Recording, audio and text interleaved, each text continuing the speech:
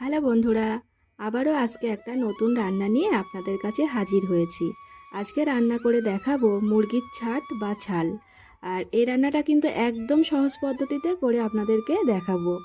আর কড়াইতে প্রথমে দিয়ে দিলাম সরিষার তেল, আর দিয়ে দিলাম গোটা এলাচ। এলাচ কিন্তু আমি একটু ফাটিয়ে দিয়েছি। দিয়ে দিলাম একটা লবঙ্গ, তারপরে দিয়ে দিলাম তেজপাতা। দিয়ে একটু নাড়াচাড়া করে নেব।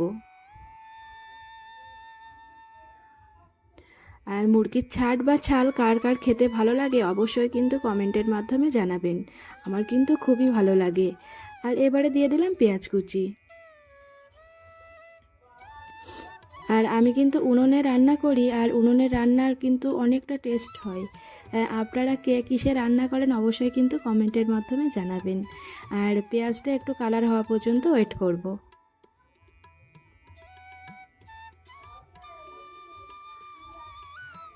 পেঁয়াজের কালারটা অনেকটাই পরিবর্তন হয়েছে।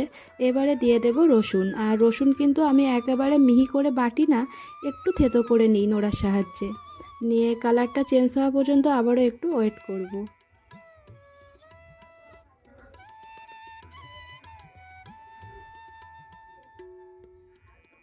এবারে দিয়ে দিয়েছি আদা বাটা। দিয়ে আবারও একটু নেড়ে নেব। দেখবেন আদা বাটা দেওয়ার পর তেলটা খুব ছিটকায়।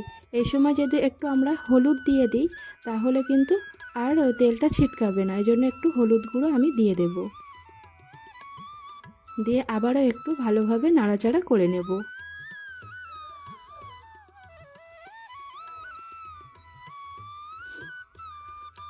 এবারে একে একে সমস্ত মশলা দিয়ে দেব। দিয়ে দিলাম গুঁড়ো লঙ্কা, যে যেমন ঝাল পছন্দ করেন সেইভাবেই দিয়ে দেবেন।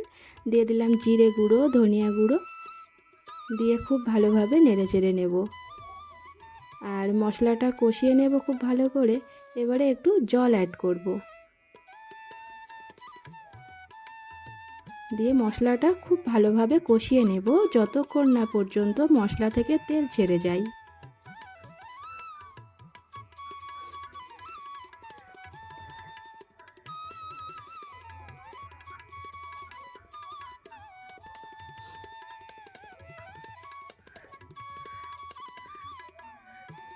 দেখুন মশলা থেকে কিন্তু অনেকটাই তেল ছেড়ে এসছে। আর দিয়ে দিলাম লবণ। আমি কিন্তু মশলা এইভাবে কষিয়েই রান্না করতে বেশি পছন্দ করি। আপনারা কে কেমনভাবে রান্না করেন অবশ্যই কিন্তু জানাবেন। এই দেখুন তেলটা আরও ভালোভাবে ছেড়ে এসছে। এবারে কিন্তু মুরগির ছাট বা ছাল যাই বলেন সেটা আমি কড়াইতে দিয়ে দেব। আর মুরগির ছাট বলুন বা ছাল বলুন যাই বলুন, পরিষ্কার করতে যে এত সময় লাগে, খুব সময় নিয়ে এই কাজটা করতে হয়। না হলে কিন্তু পুরো নোংরা থেকে যাবে, খেতে তো খাওয়া যাবেই না। আর ওই অবস্থায় খেলে পেট খারাপ করবে। ওই জন্য খুব ভালোভাবে টাইম নিয়ে পরিষ্কার করতে হবে মুরগির ছাট বা ছাল। অবশ্যই আপনাদের সাথে আমি শেয়ার করব কিভাবে আমি মুরগির ছাট বা ছাল পরিষ্কার করে নিই। আর এই দেখুন অনেকক্ষণ কিন্তু আমি কষিয়ে নিচ্ছি। আর কষিয়ে নেওয়ার পরে আমি একটু জল অ্যাড করলাম। দিয়ে আবারও একটু নাড়াচাড়া করে নেব। মাংস বলুন, মুরগির ছাট বলুন, যাই বলুন, যত কষাবেন তরকারিটা ততই কিন্তু টেস্টি হবে। কষানোর ওপরেই কিন্তু তরকারির টেস্টটা নির্ভর করে। আমি অনেকক্ষণ কষিয়ে নিয়েছি। এবারে দিয়ে দিলাম এলাচ বাটা।